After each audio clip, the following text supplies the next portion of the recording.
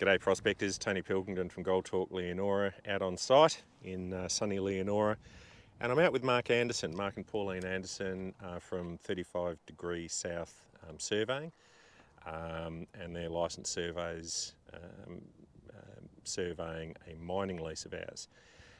So when and it's an important thing to remember for prospectors that if you convert a P or an E through to a mining lease or peg an M outright, after it's done all its bits and it goes through to grant, you will get a nice little letter from compliance saying, right, next stage is to get your block surveyed, and that's where people like Mark and Pauline come into it. Mark, how are you, mate? Good, thank you, Tony. Good. Can you tell us a little bit about the process? Why can't I do this myself? Why can't I do it by myself and save money?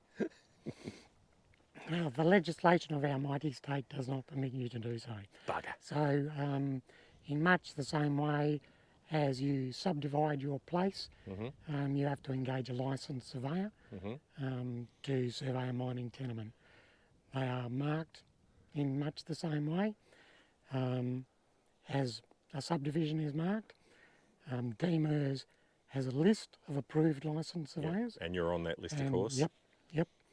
Along with, I don't know, maybe 100 others or something like that. Yeah, but none of them are any good. Most of them are dead or retired. Yeah, that's right. Anyway, I am just a side note for the geographically challenged. Yep. 35 degrees south is the latitude of Albany. Ah. That's where we come from. I've heard of Albany. It's a long way from Leonora, though. Bloody long way from here. Yeah. Anyway, back to the subject at hand. Yes, DMERS will require you to survey your M once it's granted, which means the boundaries of the M are physically marked with pegs and iron spikes like this, just the same as if you are subdividing your block in town. Why do we need to survey in there, Mark? Because we're out in the middle of bloody nowhere. Why do we need to have it actually surveyed? Okay, so you're not the only one with an interest in this land. The state has an interest in the land, and the state has an interest in avoiding disputes. So the boundaries of your tenement have to be physically marked. That is part of the legislation, and measured so that its dimensions and location on the earth are known with great accuracy. And there can be no disputes in the future as to where the tenement is and how big it is. Okay. Is it sort of a fair comment to say that P's and E's and other tenements that are not surveyed are not approximate, but they're not exact until something is surveyed? So if where the M is 100% correct after you've surveyed it, and then everything else has to fit in and around that. Would that be a fair thing? Absolutely right. Yeah. Yeah. So gradually, the number of surveyed tenements gets larger, and you could end up in a situation where the P that you have staked out is fully surveyed, just by virtue of the fact that every tenement around it has been surveyed. Yeah. In the case of this M, which we're doing for you now, on two sides, there are already surveyed tenements. So does that mean it'll be cheaper? Should be. Shouldn't take as long. Yeah.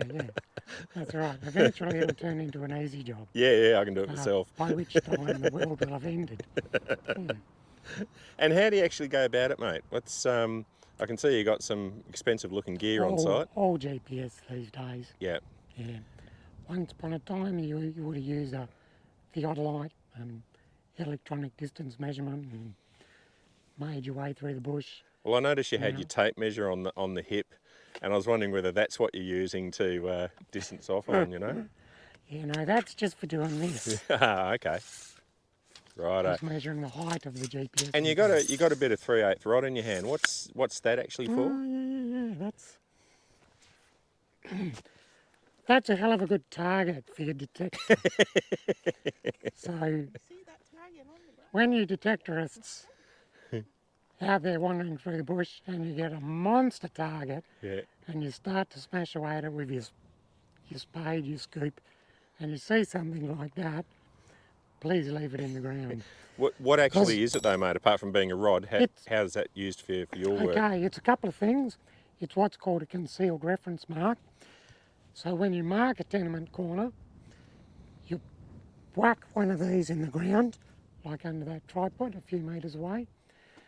And when the corner gets obliterated by a grader or earthworks machine, hopefully the reference pike is still there and a surveyor can come along and easily replace the corner. Also, in the old days, every 1,000 links, which is about every couple hundred metres So down the chained. boundary line, one chain, Yep. 10 chains, one chain being 100 links, every 10 chains there'd be one of them in the ground. Okay.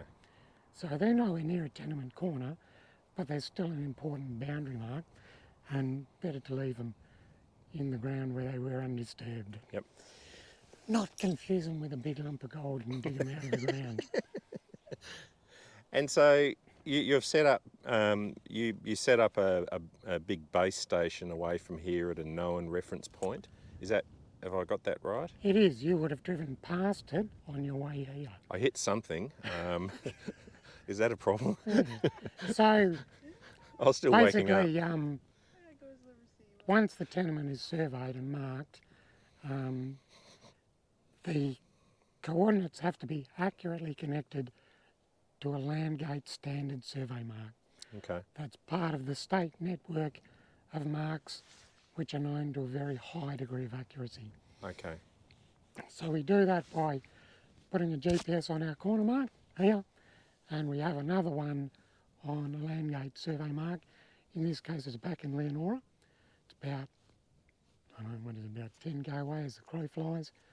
And we leave those running simultaneously for a couple of hours, and then you can compute the connection between here and the survey mark within about 5 mil. Wow. So it's plus or minus 5 mil accuracy. yeah. Yeah. Okay. Wow. Roughly. Yeah. Yep. And that is the information which is given to DMOs to allow them to plot into TenGraph the location of your tenement with a very high degree of accuracy. And it's a fairly, as I understand it, just sort of watching you guys work, it's a big job. This is a 200 hectare M that you guys are surveying, and it's all gone very smoothly, let's say. And what about 2.5, 3 days? 2.5 days it'll be by the time it's finished. Yep. But then you've Apart from also puncturing the fuel First tank. morning, actually. hang on over to was, Pauline. Before we'd even got to the tenement. Bit exciting. Oh, is that when you got your? That's when we busted the tyre and busted the fuel tank and busted the wing mirrors of the car. So always handy to think about taking Chewing gum. a clapped out. Have chewing gum. Nah, well, Chewing gum did the trick with the fuel tank. chewing gum. I gave you $1 million tube of Scholastic. Yeah, well, the $1 million tube of plastic, which worked a treat, by the way. Yeah. Sticks like Yeah. shit to a blanket. Yeah. That replaced the chewing gum. Okay. Chewing gum turned out to be a pretty good short-term solution for a hole in a plastic fuel tank. You guys have spent a long time in the bush, and bush fixes. Yeah, you know your way around those. So about 2.5 days it's taken for this, and I'm going to say a reasonably easy job, sort of relatively easy terrain. Yeah. But then you're also spending time back in, I was going to say your laboratory, that doesn't sound right, but back in your office prior to the survey. There's a bit of time prior to the survey, yes, so you need to upload all your coordinates, so when you're out there with an instrument you can go straight to the point. Yep. I'll just grab that so you can see a surveyor's tool. Oh, okay. We're going to see a surveyor's tool. I'm panning over. Need to write to the tenement holders all around. Yep. Need to let them aware and give them the opportunity to No, come that's out on site. that's right. That's Yeah, because you have to notify the tenement holders around to say that a survey is going to be conducted, so that if they are quite within their rights to be on site They are, yes. to check your work, Yep. and they can object to your work. Is that? They can, yep.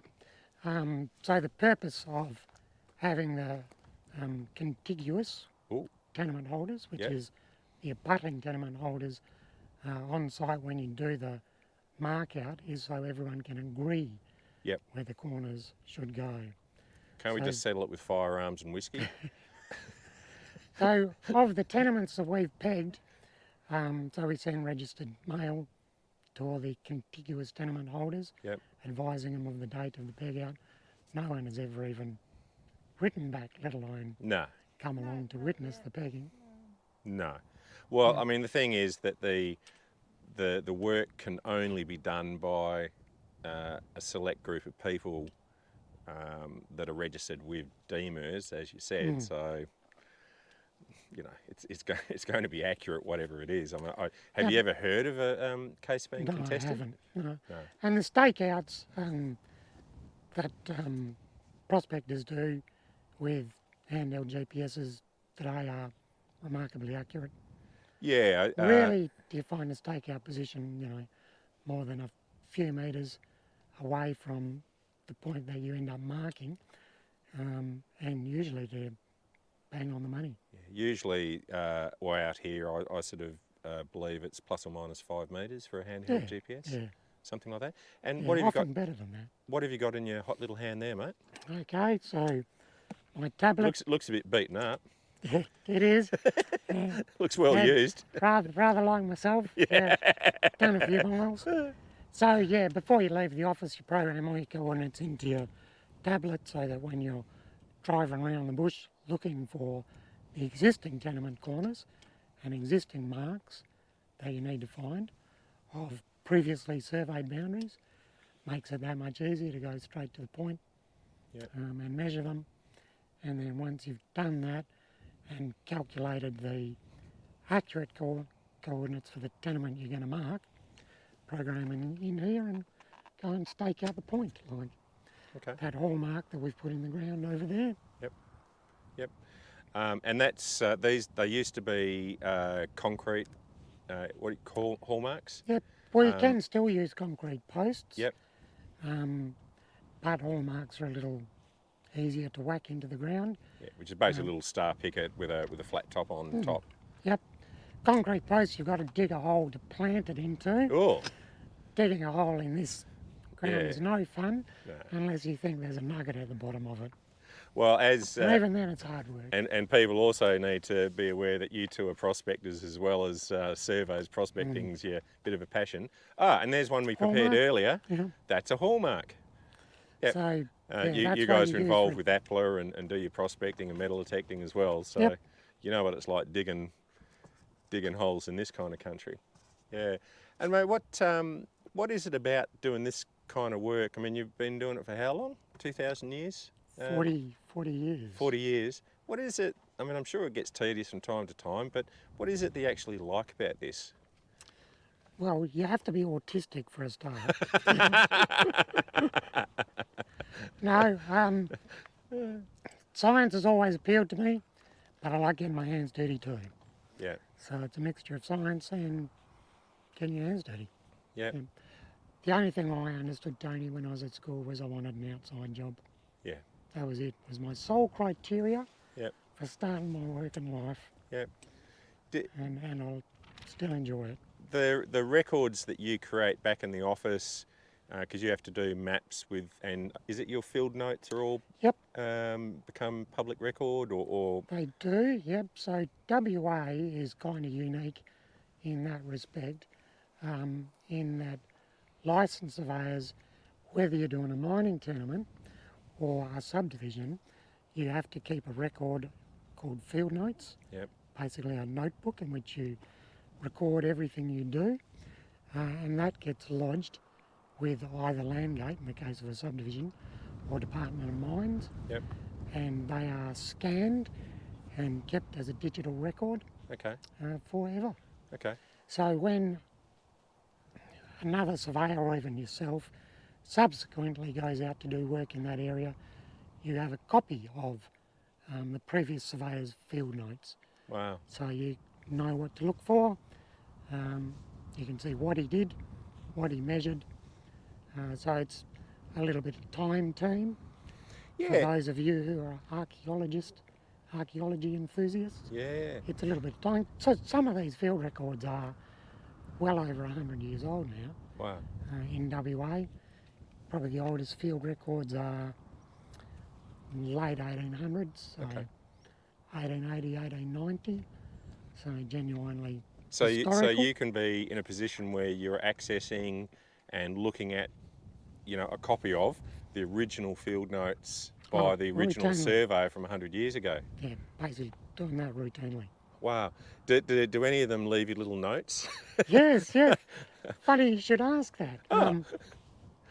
So once upon a time, you'd be doing something called a sun observation to get the azimuth of your boundary line. And there's a little pictograph that surveyors draw to show how they've looked at the sun with their theodolite. And I was looking at a very old field note, and this surveyor, early in the 1900s, had drawn little smiley faces next to his sun orbs, which was really nice. Yeah. I mean, he was obviously really enjoying himself. So in a couple of 100 years' time, when they've just released the new Mine Lab GP 10,000, or probably be the 50,000 by then, and someone wants to get and survey this block, they're going to be looking at your notes. All right. Yeah. Do you leave any little little interesting Every things? now and then, if I'm feeling particularly playful, I'll slip a little smiley face or something like Do that. you do a in there. smile? Anything rude? Like, you know, just asking? Just do you do anything No, a bit not- risque or Not rude. No, that'd be But wrong? you do try to write things that might be helpful to another surveyor that comes along later on. Yeah, like all the gold is gone on this block. Yeah. Just helpful notes, you know, to relocate marks. Yep. Or if you've had a particularly egregious client, you know, Ooh, you might. client was a right prick. I just find those sort of little snippets of reality back in the past absolutely fascinating. They are fun, yeah. And For me, it's a bit like when you're prospecting and you find an old handmade tin sieve that some prospectors punched holes in, and it's like it's a real link to the past. I find that really interesting. And how's the actual prospecting going? When it comes to prospecting, you're a good surveyor. Oh, yes, very fair comment. No, the fines jar is empty at the moment. Oh, that's what everyone says. Yeah. That's what everyone says. Guys, thank you Mind very... you, we've only been prospecting on Tony's tenements. So. Ah, they're all cleaned out, mate, so don't worry about that. I'm not going to send you to the good spots. Guys, thank you so much for doing this this survey and this little video for people. The idea is just to try and sort of show prospectors what they're in for with surveys, and just to give them a little bit of the on-the-ground idea. So thanks very much, Mark and Pauline, 35 Alright, degrees thanks, south. Tony. There we go. There's Pauline. Hello, from 35 degrees south surveying. In where is it? Geraldton. You're from? So Albany. But they go anywhere. They're absolute hounds. They'll go absolutely anywhere. Thanks, guys. Cheers, Tony.